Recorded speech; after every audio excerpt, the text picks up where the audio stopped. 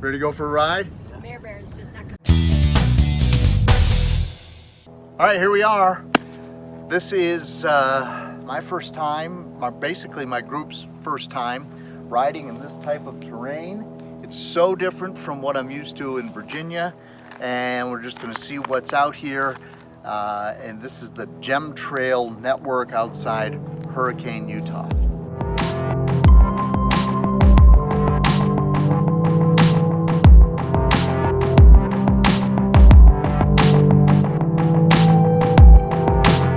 I saw this landscape out there and I just couldn't wait to ride in it, to be out there kind of integrating with it. We were looking out the van window and I'd never seen this kind of stuff in the West before.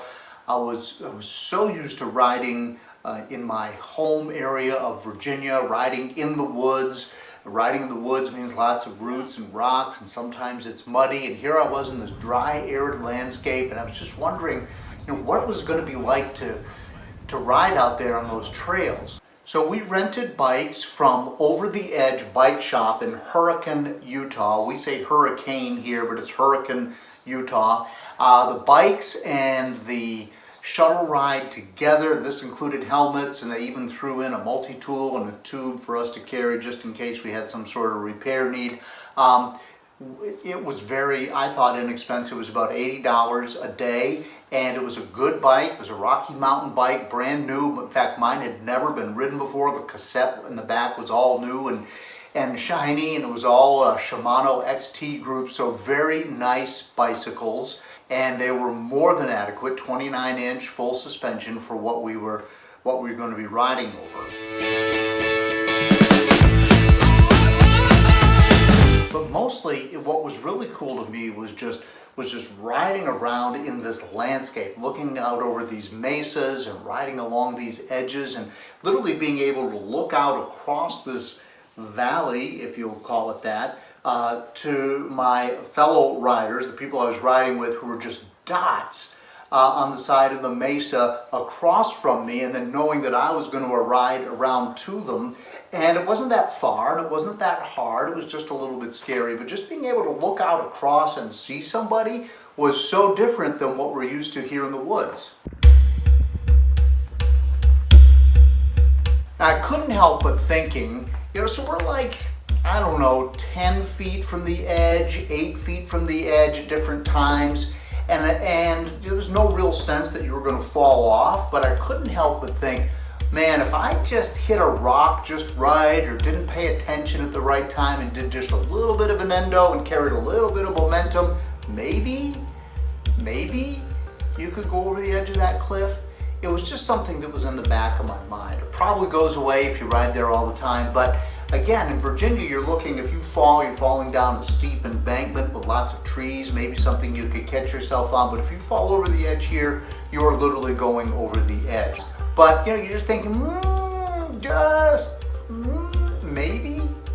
There are a few trails out there that I would not feel comfortable riding in this system, and my friend John Schrader, who was one of the guys I was riding with, said that he had a buddy who's also 60, also a boomer therefore, and he was riding some of these more difficult trails, but he pointed at them, and even though I probably would ride that here in Virginia, seeing how close you were to the edge of these cliffs, I would have to get a little bit more comfortable before I rode them out there. But so just know that if you go there are some issues that they might even call it a blue trail, but you might want to think twice about it.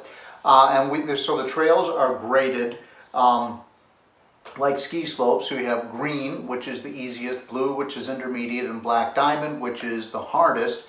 And even on the Gem Trail, it went from blue to black diamond all of a sudden. We had to get off and go down this switchback, which was a little bit scary to me. It was even hard to kind of hold my traction walking down it. And I didn't think anybody could ride down this.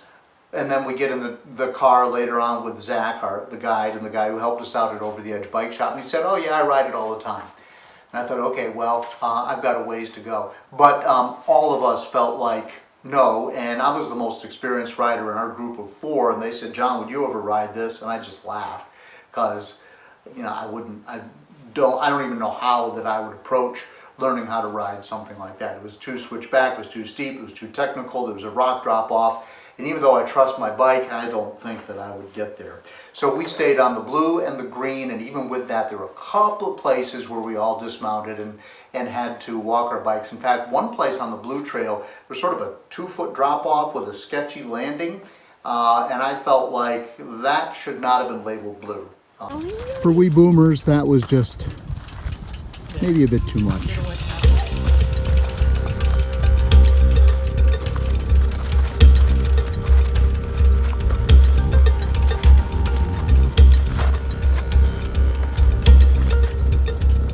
I want to back up just a bit. In the car, I asked Zach, our guide, for some advice, and he said to trust the sandstone. Yeah, but when you're on the actual rock, you're just glued to it. He said just trust it. If your wheel is on that rock and you've got enough power to go, the bike will go.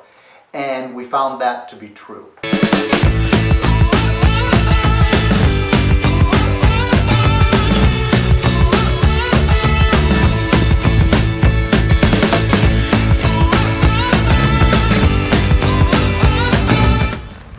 Did we take any chances? Well, you hear a lot about rattlesnakes out there, and yes, there are rattlesnakes. We even went into a restaurant that had a rattlesnake warning if you walked on the paths around it. But we weren't thinking too much about rattlesnakes. One of the things, they'll leave you alone if you leave them alone. The only problem would be is if you sat on a rock and there was a rattlesnake there, you reached down and there was a snake there, maybe there would be one in the trail, but it was super hot. And I would have expected at this time of year that no self-respecting rattlesnake would be out on the trail. They'd probably be nocturnal because it would have been uncomfortable for them. It's not like they had to lay out in the sun to gather heat or anything like you sometimes would hear about the timber rattlers that we have here in Virginia, which I have seldom, if ever, seen. And the other thing they have there is something called the Arizona scorpion, which apparently can have a pretty good sting that can be considered poisonous, but they're nocturnal. They only come out at night. Again, so unless you're reaching under rocks, I wasn't too worried about the scorpion. So in terms of wildlife, nothing really to worry about.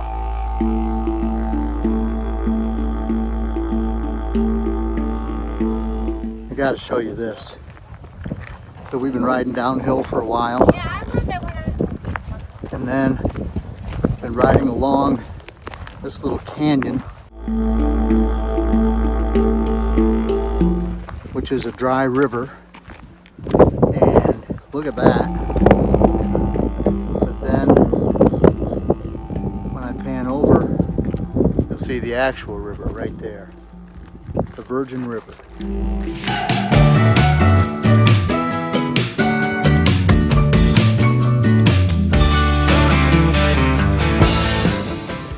I would not describe anything that I rode as particularly difficult.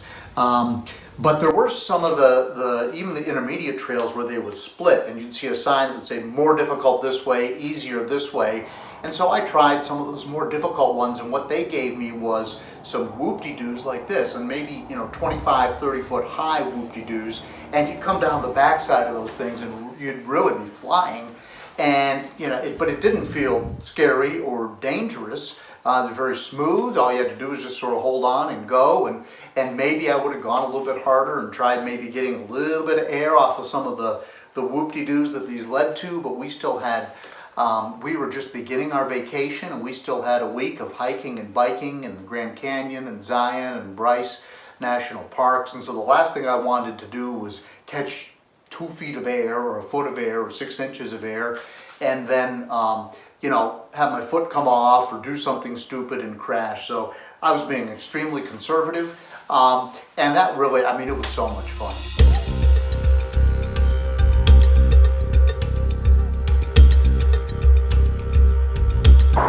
Is it fun? It is fun. It hasn't been too hard, but definitely challenging.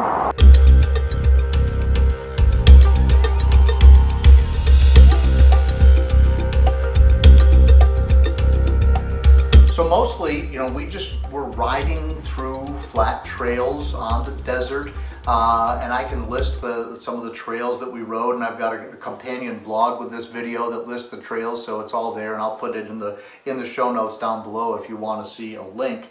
If you ever want to go and maybe ride these trails, we were riding Gem and and something called more cowbell, which was kind of cool. And there's actually a cowbell at the end of the trail, which my buddy John, of course, had to stop and ring. But you know, they were really relatively easy trails.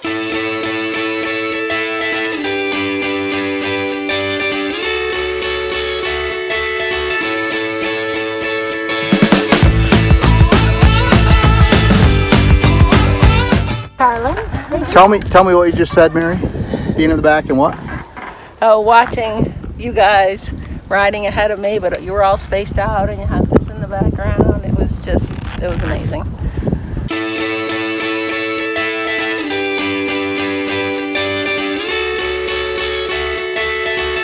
I will tell you that one of the threats that you might not think about is the dry heat out there.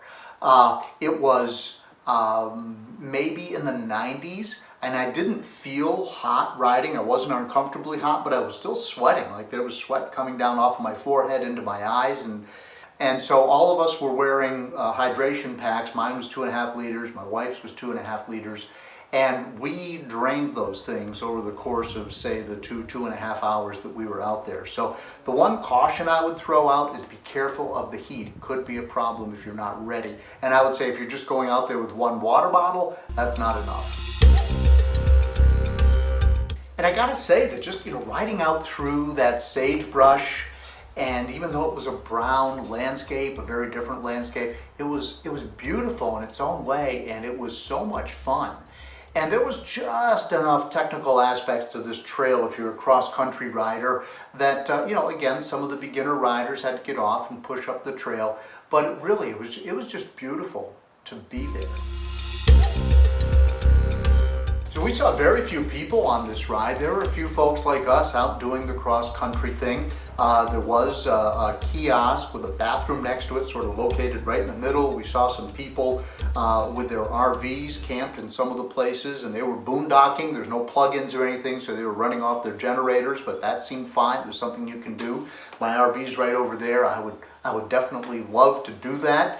But I just thought, how cool would it be to take your mountain bikes, boondock here, and then just ride this trail system to your heart's content? And I would definitely love to do that someday. So we did about 15 miles, and we got back to the edge of one of the roads. We called Zach, we told him where he was, or where we were, and in less than 15 minutes, he came and picked us up. So this is definitely a ride that boomers can do. If you want to go bigger, there's lots of opportunities to go bigger than what I showed. On the other hand, if you wanted to come with a mountain e-bike, you could ride your e-bikes on these trails and have a great time and feel all those things that I felt and described, and I think you would really enjoy it. And this is just a great trail system, and I'll put more information down in the description. Thanks for watching.